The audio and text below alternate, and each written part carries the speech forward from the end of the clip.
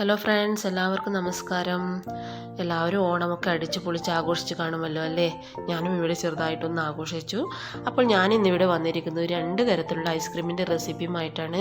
നമ്മുടെ വീട്ടിലൊക്കെ ഉണ്ടാകുന്ന പപ്പായയുടെയും പേരക്കയുടെയും ഐസ്ക്രീമിൻ്റെ റെസിപ്പിയാണ് ഞാൻ ഇന്ന് നിങ്ങൾക്ക് കാണിക്കാൻ പോകുന്നത്. പപ്പായയൊക്കെ കുഞ്ഞുങ്ങൾക്ക് കഴിക്കാൻ വളരെയധികം ബുദ്ധിമുട്ടാണ്. അപ്പോൾ ഇത് വെച്ച് ഐസ്ക്രീമൊക്കെ ഉണ്ടാക്കിയാൽ അവർ ഈസി ആയിട്ട് കഴിച്ചുകൊള്ളും. അപ്പോൾ നമ്മൾ വീഡിയോയിലോട്ട് പോകുന്നതിന് മുമ്പായി ആദ്യമായിട്ടാണ് എൻ്റെ ചാനൽ കാണുന്നതെങ്കിൽ ഒന്ന് സബ്സ്ക്രൈബ് ചെയ്യാൻ മറക്കരുത്. തൊട്ടടുത്തുള്ള ഒരു ബെൽ ബട്ടൺ കൂടിയുണ്ട്, അതും കൂടി ഒന്ന് പ്രസ് ചെയ്താൽ ഞാനിടുന്ന വീഡിയോസിൻ്റെ നോട്ടിഫിക്കേഷൻ നിങ്ങൾക്ക് കിട്ടും.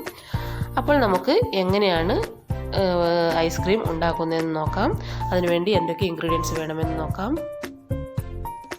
ഞാനിവിടെ ഒരു 3 പേരക്കയും ഒരു കഷ്ണം പപ്പായയും എടുത്തു വെച്ചിട്ടുണ്ട്. ഈ പേരക്ക ഒരുപാട് പഴുത്തതാണ്, അതുകൊണ്ട് കഴിക്കാൻ അത്ര ഒരു ടേസ്റ്റ് ഉണ്ടാകില്ല. ആരും കഴിക്കാതെ വെച്ചപ്പോൾ ഐസ്ക്രീം ഉണ്ടാക്കിയാലോ എന്ന് തോന്നി ചെയ്യുന്നതാണ്. അടിപൊളി ടേസ്റ്റാണ്. ഇനി നമുക്ക് ഈ പേരക്കയുടെ തൊലിയൊക്കെ ഒന്ന് ഒരു സ്ക്രാപ്പർ വെച്ച് നന്നായി ഒന്ന് തൊലി കളഞ്ഞ് എടുത്തു വയ്ക്കാം.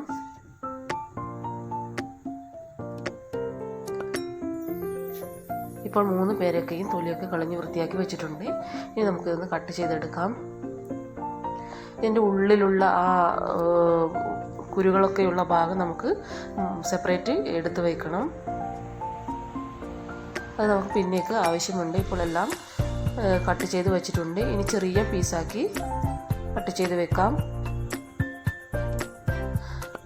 എല്ലാം കട്ട് ചെയ്ത് വെച്ചിട്ടുണ്ട്. ഇനി നമുക്കിത് ഇതിൻ്റെ ഉള്ളിലുള്ള ഭാഗം സെപ്പറേറ്റ് മാറ്റി വയ്ക്കുന്നുണ്ട്. ഇനി നമുക്കിതൊക്കെ ഒരു മിക്സിയുടെ ജാറിലേക്ക് ഇട്ട് ഒന്ന് അടിച്ചെടുക്കണം. നമ്മുടെ പേരക്കയുടെ പേസ്റ്റ് ഇവിടെ റെഡി ആയിട്ടുണ്ട്. അതിനുശേഷം ഞാനിവിടെ ഒരു 250 ml ഫ്രഷ് ക്രീം എടുത്ത് വെച്ചിട്ടുണ്ട്. ഇനി ഇത് നന്നായി ഒന്ന് ബീറ്റ് ചെയ്തെടുക്കാം. കുറച്ച് നന്നായി സ്റ്റിഫാകുന്നവരെ ബീറ്റ് ചെയ്തെടുക്കാം. ഒരുപാട് സ്റ്റിഫാകേണ്ട ആവശ്യമൊന്നുമില്ല, കുറച്ചൊന്ന് തിക്കായി വന്നാൽ മതി. ഇപ്പോൾ ഇത് കുറച്ച് തിക്കായി വന്നിട്ടുണ്ട്. അതിലേക്ക് ഞാനൊരു 3/4 ടിന്ന് മിൽക്ക് മെയ്ഡ് ഒഴിച്ച് കൊടുക്കുന്നുണ്ട്. എന്നിട്ട് വീണ്ടും നല്ലപോലെ ഒന്ന് മിക്സ് ചെയ്തെടുക്കാം.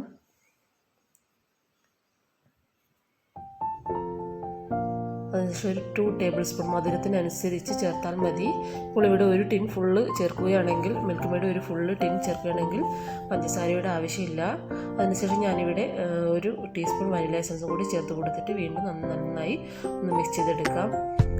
പിന്നീട് നേരത്തെ അരച്ച് വെച്ച ആ പേരക്കയുടെ പേസ്റ്റും കൂടി ഇതിലേക്ക് ചേർത്ത് കൊടുക്കുന്നുണ്ട്. വീണ്ടും നന്നായിട്ടൊന്ന് മിക്സ് ചെയ്ത് കൊടുക്കാം.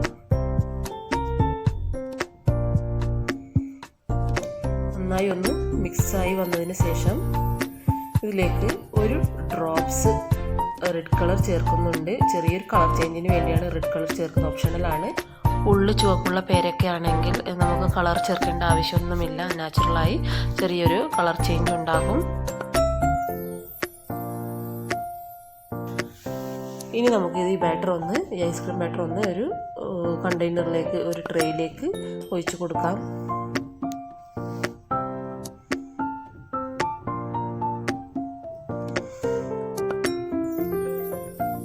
എന്നിട്ടൊരു അലുമിനിയം ഫോയിൽ കൊണ്ട് വന്ന് കവർ ചെയ്ത് വെക്കുന്നുണ്ട്.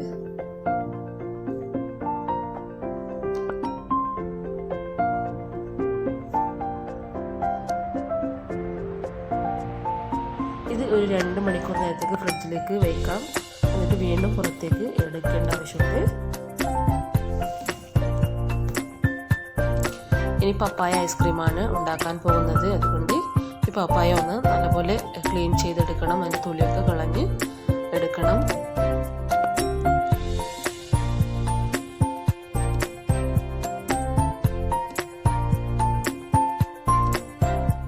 പപ്പായ നല്ലപോലെ ക്ലീൻ ചെയ്ത് വെച്ചിട്ടുണ്ട്. ഇനി നമുക്കതൊന്ന് പീസ് ചെയ്തെടുക്കാം. 2 പീസ് മാറ്റി വെച്ചിട്ട് ബാക്കിയുള്ള പീസ് ചെറിയ കഷ്ണങ്ങളാക്കി എടുത്ത് മിക്സിയിലിട്ട്, സെയിം മെത്തേഡ് തന്നെയാണ്, മിക്സിയിലിട്ട് ഒന്ന് അടിച്ചെടുക്കണം.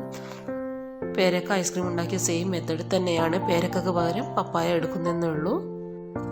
ഇതിനു വേണ്ടി ഞാനൊരു 150 ml ഫ്രഷ് ക്രീം മാത്രമേ എടുത്തിട്ടുള്ളൂ. നന്നായി ഒന്ന് ബീറ്റ് ചെയ്തെടുക്കാം. നന്നായി ഒന്ന് ബീറ്റായതിനു ശേഷം ഇതിലേക്ക് നേരത്തെ ബാക്കി വന്ന മിൽക്ക് മെയ്ഡും കൂടി ചേർത്ത് കൊടുക്കാം.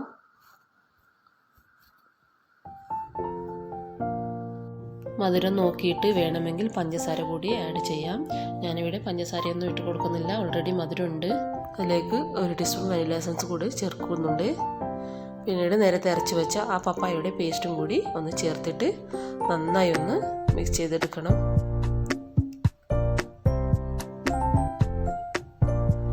പപ്പായക്ക് ഫുഡ് കളറൊന്നും ചേർത്തിട്ടില്ല, നാച്ചുറലാണ്, പപ്പായയുടെ കളറാണത്. ഇനി നമുക്കിതൊന്ന് ട്രേയിലേക്ക് ഒഴിച്ച് കൊടുക്കാം. ഇതിലേക്ക് വേറെ പഞ്ചസാരയൊന്നും ആഡ് ചെയ്തിട്ടില്ല, വേണമെങ്കിൽ മധുരം നോക്കിയിട്ട് വേണമെങ്കിൽ ആഡ് ചെയ്യാം.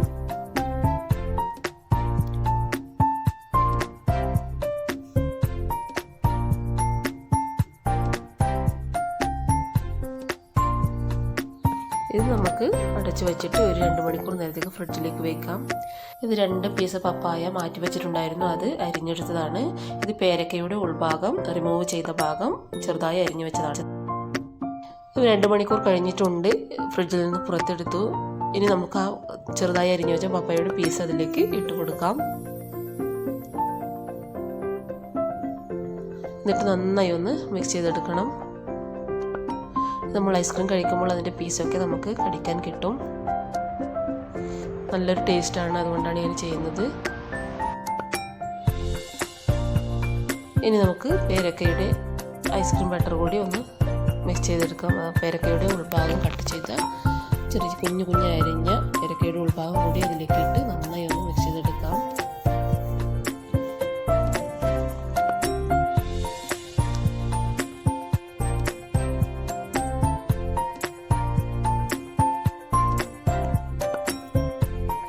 വീണ്ടും നമുക്ക് ഫോയിൽ കൊണ്ട് കവർ ചെയ്ത് ഫ്രിഡ്ജിലേക്ക് മാറ്റി വയ്ക്കാം. ഇനി നമുക്ക് ഇതൊരു 6 മണിക്കൂർ നേരത്തേക്ക് ഫ്രിഡ്ജിലേക്ക് എടുത്ത് വെക്കാം. ഇപ്പോൾ നമ്മുടെ ഐസ്ക്രീം റെഡി ആയിട്ടുണ്ട്. ഇനി ഇതൊന്ന് തുറന്ന് നോക്കാം. 6 മണിക്കൂർ കഴിഞ്ഞ് പുറത്തെടുത്തതാണ്. അപ്പോൾ നമ്മുടെ പേരക്ക ഐസ്ക്രീം റെഡി ആയിട്ടുണ്ട്. ഇനി നമുക്ക് പപ്പായ ഐസ്ക്രീം ഒന്ന് തുറന്ന് നോക്കാം, അതും റെഡി ആയിട്ടുണ്ട്. ഇനി നമുക്കൊന്ന് സ്കൂപ്പ് ഔട്ട് ചെയ്തെടുക്കാം.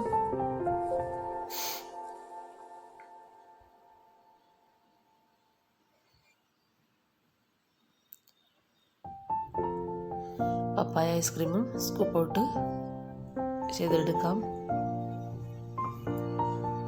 അടിപൊളി ടേസ്റ്റാണ്. ഫ്രഷ് ക്രീമും മിൽക്ക് മെയ്ഡും ഒക്കെ ചേർത്തിട്ട് ഐസ്ക്രീം ഉണ്ടാക്കുമ്പോൾ നല്ലൊരു ടേസ്റ്റാണ്. നമ്മൾ ഷോപ്പിൽ നിന്ന് വാങ്ങിക്കുന്ന അതേ ടേസ്റ്റ് തന്നെയാണ്. അപ്പോൾ നിങ്ങളുടെ വീട്ടിലൊക്കെ ഇങ്ങനെ പപ്പായയോ ആർക്കും വേണ്ടാതെ കിടക്കുന്നുണ്ടെങ്കിൽ, പപ്പായയോ പേരക്കയൊക്കെ ഉണ്ടെങ്കിൽ, ആരും കഴിക്കാതെ ഉണ്ടെങ്കിൽ ഇതുപോലൊക്കെ ഐസ്ക്രീം ഉണ്ടാക്കി എടുക്കാം. നല്ല ടേസ്റ്റാണ്. വളരെ എളുപ്പത്തിൽ തന്നെ ഉണ്ടാക്കാൻ പറ്റുന്ന ഒരു ഐസ്ക്രീം റെസിപ്പിയാണിത്.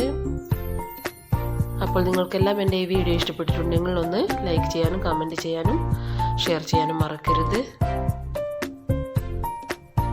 വീണ്ടും പുതിയൊരു വീഡിയോയുമായി കാണുന്നത് വരെ ബൈ.